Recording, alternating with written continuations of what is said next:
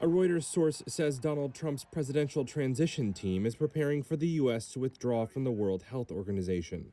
The source, a health law expert familiar with the discussions, says it could happen as early as the first day of his new term in January.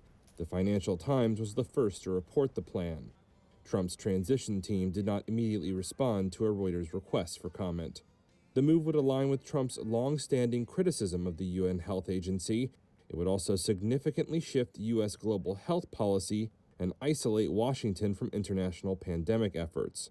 Trump has already signaled a shift towards domestic health priorities. He's nominated WHO skeptics for top public health roles, including vaccine critic Robert F. Kennedy Jr.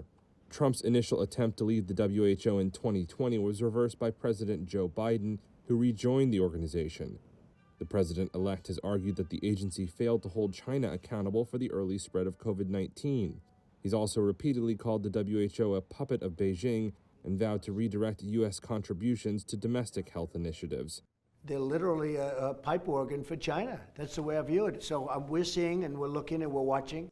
A WHO spokesperson declined to comment directly, but referred Reuters to comments by Director General Tedros Adhanom Ghebreyesus at a December 10th press briefing. He responded to questions about a U.S. withdrawal under the upcoming Trump White House.